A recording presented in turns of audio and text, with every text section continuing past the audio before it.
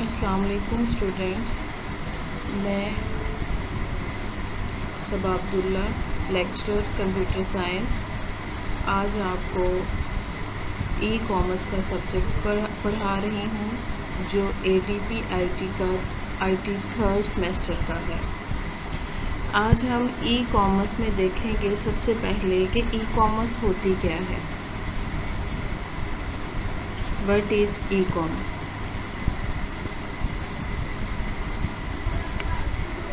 Definition of e commerce, इसकी definition देखेंगे हम सबसे पहले।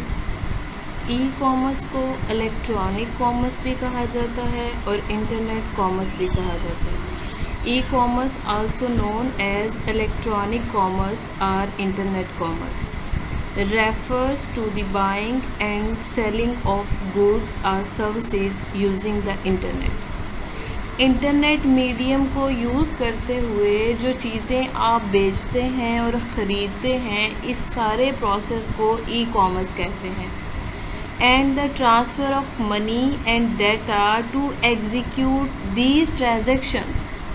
जब आपने कोई चीज़ ख़रीदनी है या किसी को कोई सर्विस प्रोवाइड करनी है तो डेफिनेटली आपको कोई पैसे जो है वो उसका तबादला करना पड़ता है, अपने डाटा का तबादला करना पड़ता है।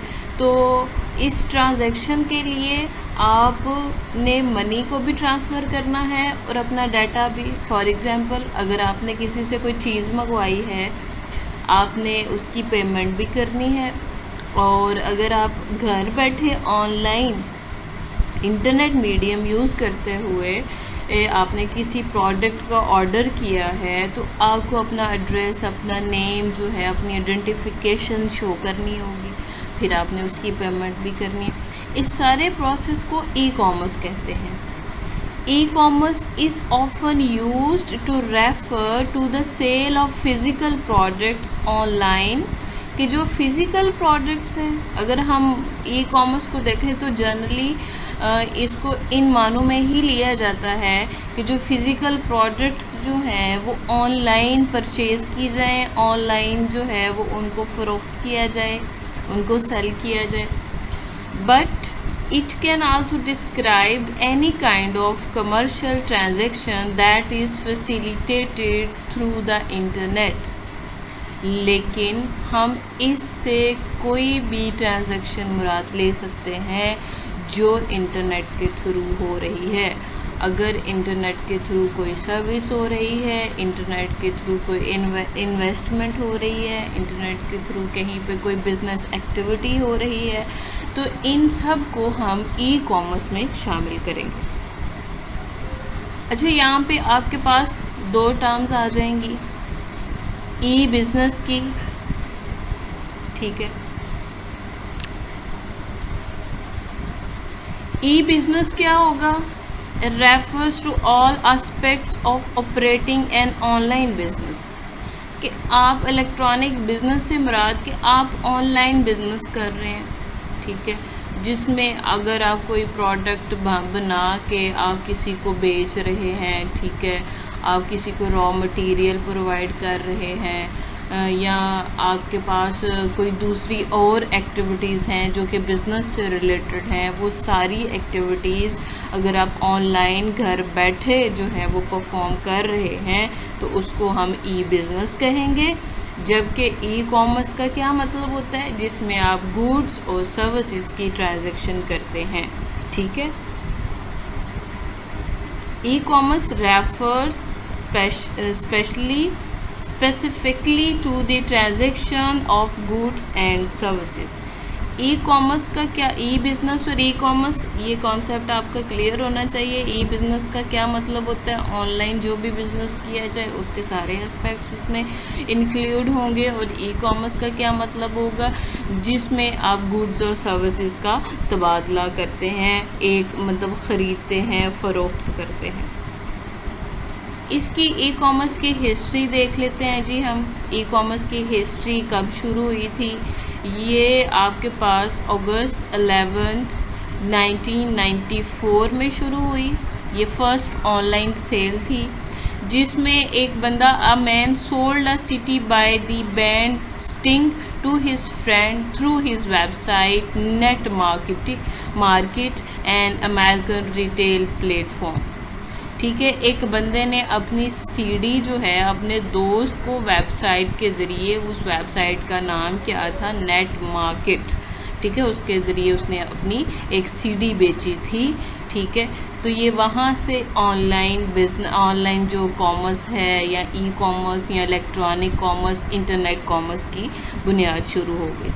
This is the first example of a consumer purchasing a product from a business through the World Wide Web or e-commerce as we commonly know it today।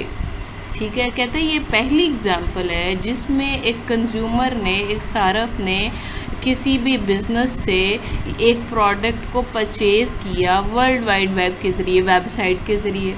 ठीक है, जिसको आजकल हम ई कॉमर्स कहते हैं। Since then और अब तक e-commerce has evolved to make products easier to discover and purchase through online retailers and marketplaces। तो अब तो ई-कॉमर्स इतना ज़्यादा इवॉल्व हो गया है, इतनी ज़्यादा उसमें न्यू डायमेंशंस आ गई हैं, ट्रेंड्स आ गए हैं कि आप इजीली हर तरह की प्रोडक्ट्स को इंटरनेट पे डिस्कवर करके उसको ऑर्डर कर सकते हो, उसको परचेज़ कर सकते हो। मतलब हर लेवल पे रिटेलर्स वो होते हैं जो छोटे दुकानदार होते हैं, होलसेल जिनके पास ज़्यादा बड़ी बल्क जो है उनके पास प्रोडक्ट्स होती हैं, आप जिसमें ज़्यादा अमाउंट की प्रोडक्ट्स को ऑर्डर कर सकते हैं। Independent freelancers, small businesses and large corporations have all benefited from e commerce. अब ई कॉमर्स में हर किसी को फ़ायदा हो रहा है। ठीक है, अगर एक बंदा है जिसको मार्केट में वो अपने आप को इंट्रोड्यूस कराना चाह रहा है तो उसके पास इंटरनेट एक बहुत अच्छा प्लेटफॉर्म है, वहाँ पे वो अपने आप को इंट्रोड्यूस कराए। अगर कोई छोटे लेवल का बिज़नेस है, अगर यहाँ बड़ी कॉरपोरेशंस हैं, बड़े लेवल की कंपनीज़ हैं, ऑर्गेनाइजेशंस हैं, वो सारे ई कॉमर्स से फ़ायदा उठा रहे हैं। ठीक है, अब ये बहुत अच्छा बेनिफिट हो गया ना इसका, इंटरनेट का, कि हर किसी के लिए अपने कंज्यूमर को एक्सेस करना आसान हो गया, अपनी प्रोडक्ट को इंट्रोड्यूस करना आसान हो गया। बाज़ औक़ात ऐसी इतनी मोनोपोली होती है बड़ी बड़ी कंपनीज़ और ऑर्गेनाइजेशंस की और बड़े लेवल के जो बिज़नेसमैन होते हैं कि वो छोटे बिज़नेसमैन को मार्केट में कहीं जगह बनाने नहीं देते। ठीक है, लेकिन ये जो मसला है ये ई कॉमर्स में ख़त्म हो गया है, which enables them to sell their goods and services at a scale that was not possible with the traditional offline retail। E commerce ने इस काबिल बना दी है हर लेवल के दुकानदारों के लिए, हर लेवल का बिज़नेस कॉरपोरेशंस के लिए कि वो अपनी जो अशिया हैं, अपनी जो गुड्स हैं, अपनी सर्विसेज हैं, वो उनको इंट्रोड्यूस करा सकें, उनको बेच सकें। ठीक है, मार्केट में, जैसे कि पहले ऑफलाइन रिटेल में पॉसिबल नहीं था। अब यहाँ पे कुछ ई कॉमर्स के मॉडल्स हैं, types of e commerce models. There are 4 main types of e commerce models that can describe almost every transaction that takes place between consumers and businesses. Consumers वो होंगे जिन्होंने सर्विसेज लेनी है, जिन्होंने goods को ख़रीदना है। बिजनेसेस वो होंगे, वो एंटिटीज़ होंगी जिन्होंने सर्विसेज को प्रोवाइड करना है और प्रोडक्ट को सेल करना है। ठीक है जी, अब आपको ये क्लियर हो गया कि इसमें कंज्यूमर और जो बिज़नेस है वहाँ पे जो उनके दरमियान ट्रांजैक्शन होती है वो इन मॉडल्स में डिस्क्राइब होगी। Business to consumer, business to consumer, एक छोटा दुकानदार और एक उसका सारिफ। When a business sells a good और service to an individual consumer, अगर किसी बिज़नेस ने अपनी चीज़ या अपनी सर्विस को किसी इंडिविजुअल कंज्यूमर को बेची है तो हम B2C इसको कहेंगे, कॉमर्स का मॉडल, ई कॉमर्स का model. You buy a pair of shoes from an online retailer.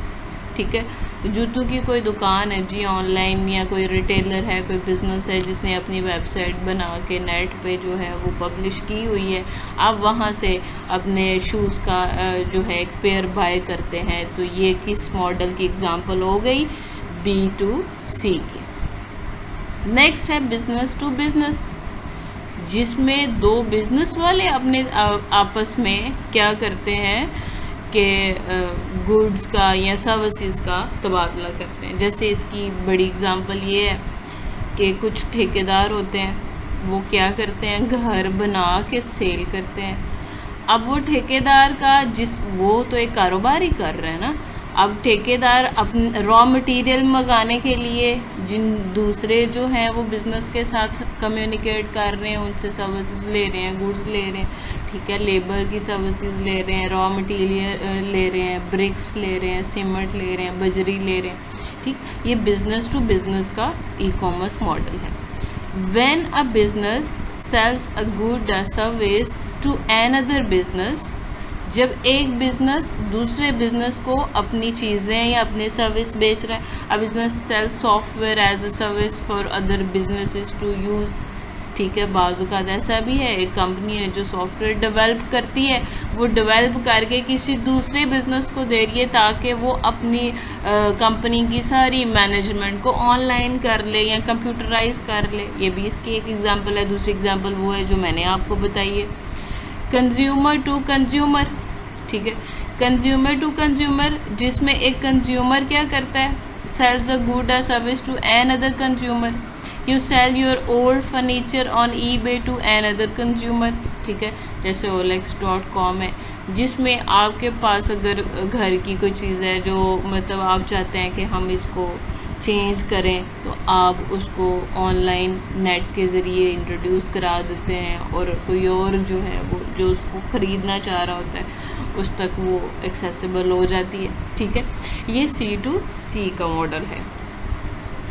Consumer to business, when अब कंज्यूमर ने सेल की अपनी प्रोडक्ट को, सर्विसेज को टू अ बिजनेस और ऑर्गेनाइजेशन, ठीक है। When a consumer sells their own product और सर्विसेज टू अ बिजनेस और ऑर्गेनाइजेशन। बाज़-औक़ात ऐसा होता है, इसकी एक एग्ज़ाम्पल ये भी है, ठीक है, कि अगर कोई एक डिग्री होल्डर है या एक स्किल्ड पर्सन है, वो अपनी एक प्रोफाइल बना लेता है इंटरनेट पे, ठीक है, और वो कहता है कि मैं ये सर्विसेज आपको प्रोवाइड करना चाहूँगा किसी भी बिज़नेस एंटिटी को। तो उनके दरमियान फिर वो सर्विस घर बैठे उनको सर्विस ऐसे बहुत सारे कंटेंट राइटिंग का होता है कि आप घर बैठे आप किसी कंपनी के लिए काम कर रहे होते हैं, आप उसको सर्विस प्रोवाइड कर रहे होते हैं और वो कंपनी जो है वो आपको पे कर रही होती है। And influencer offers exposure to their online audience in exchange for a fee और a photographer licenses their photo for a business to use. बाज़-औक़ात ऐसा होता है, ठीक है। अगर आपको ऑनलाइन ऑडियंस अवेलेबल है जिनको आपने फ़ी देनी है, फ़ोटोग्राफ़र है जो कि आपकी फ़ोटो को लाइसेंस्ड करेगा एंड सो ऑन, मतलब आप ऑनलाइन जो डिफरेंट सर्विसेज लेते हो, डॉक्टर से भी ले सकते हो और अगर कोई एक स्किल्ड पर्सन है उससे भी ले सकते हो। एग्जाम्पल्स ऑफ ई-कॉमर्स, ई-कॉमर्स किन किन शक्लों में हो रही है, ठीक है, बिज़नेस और कंज्यूमर के रिलेशनशिप में, ये हम देखेंगे। E commerce can take on a variety of forms, कि कई फॉर्म में ये ई कॉमर्स हो रही है, involving different transactional relationship between businesses and consumers as well as different objects being exchanged as part of their transactions, ठीक है। उसमें डिफरेंट ऑब्जेक्ट्स भी होते हैं जिनको तबादला किया जाता है आपस में इन ट्रांजैक्शंस को कंप्लीट करने के लिए। Retail, wholesale, drop shipping, crowd funding, subscription, physical products, digital products, services, ये वो डिफरेंट फॉर्म्स हैं जो कि ई कॉमर्स के थ्रू हो रही हैं या ई कॉमर्स की शक्ल में ये डिफरेंट चीज़ें हो रही हैं। रिटेल की आपने एग्जांपल देखी है कंज्यूमर टू बिजनेस में। अगर एक छोटे लेवल का दुकानदार है जिसके पास लिमिटेड स्टॉक होता है, आप उससे कोई चीज़ खरीदते हो। The sale of a product by a business directly to a customer without any intermediary. ठीक है, कोई इंटरमीडियरी, कोई पर्सन नहीं है, कोई थर्ड पार्टी नहीं है, आप कस्टमर हो और आप किसी दुकानदार से कोई चीज़ खरीदते हैं, वो रिटेल है। होल सेल है जी। होल सेल में देखें कुछ दुकानदार जो हैं वो बड़ी मार्केट्स में जाके उनसे बल्क की सूरत में प्रोडक्ट्स खरीद के ला के बेचते हैं। The sale of products in bulk often to a retailer that then sells them directly to the consumer. ठीक है, वो वहाँ से ख़रीद के प्रोडक्ट्स को और फिर वो क्या करते हैं, कंज्यूमर को डायरेक्टली बेच रहे होते हैं।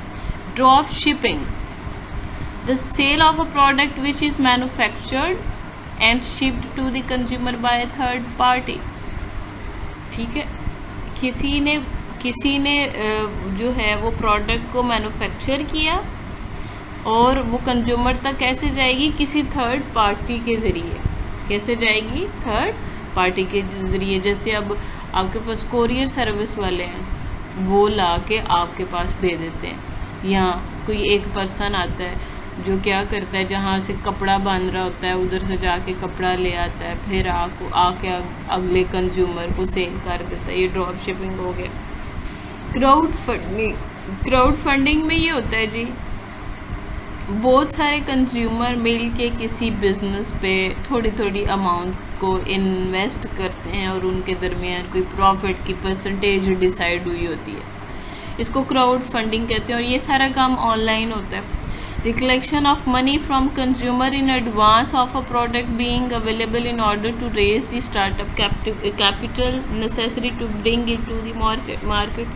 ठीक है, कुछ लोग ऐसे होते हैं जो इकट्ठे मिल के जो है वो कोई काम करना चाह रहे होते हैं, किसी प्रोडक्ट को मैन्युफैक्चर करना चाह रहे होते हैं और उसको मार्केट में लेके आना चाह रहे होते हैं। सारे प्रोसेस के लिए बाज़-औक़ात किसी एक बंदे के लिए पॉसिबल नहीं होता कि वो इतने लार्ज स्केल की इन्वेस्टमेंट करे, तो फिर वो एक से ज़्यादा इन्वेस्टर होते हैं जो कि स्पेसिफिक अमाउंट जो है वो जिसके पास जितनी अमाउंट होती है उसको कलेक्ट किया जाता है। उसके बाद है सब्सक्रिप्शन का मतलब होता है जिसमें ऑटोमेटिक परचेज हुई जाती है।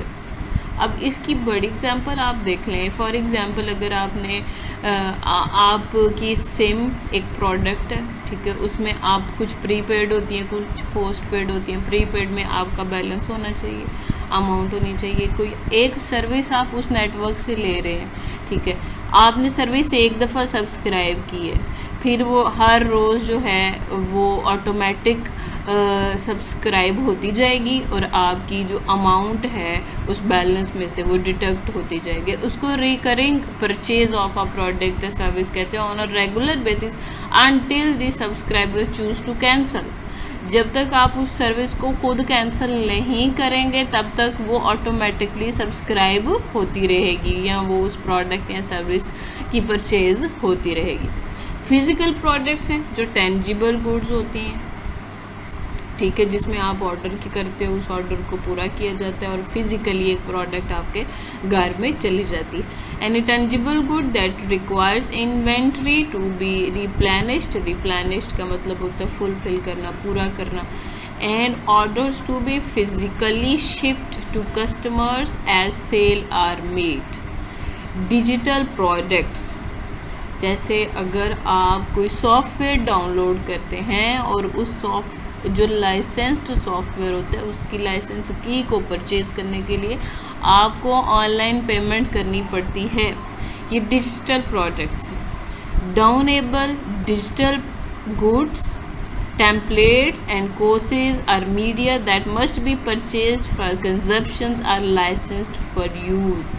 मतलब उसको इस्तेमाल करने के लिए, उसकी परमिशन एक्सेस राइट्स लेने के लिए, उसकी लाइसेंस की लेने के लिए अगर आप कोई डिजिटल गुड्स जिसमें सॉफ्टवेयर्स वगैरह हैं, कोई टेम्पलेट्स हैं, कोई कोर्सेज़ हैं आपके पास, मतलब कोर्सेज़ की वो सारा मटेरियल होता है वो परचेज़ करने के लिए आपको पेमेंट करनी पड़ती है।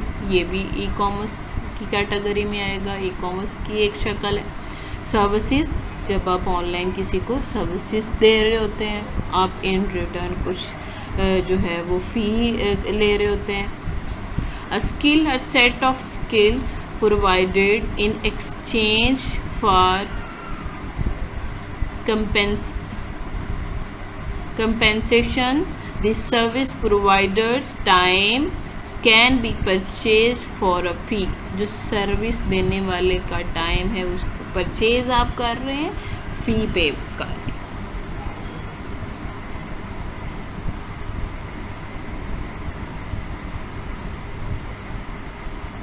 ठीक है जी, आज हमने जो है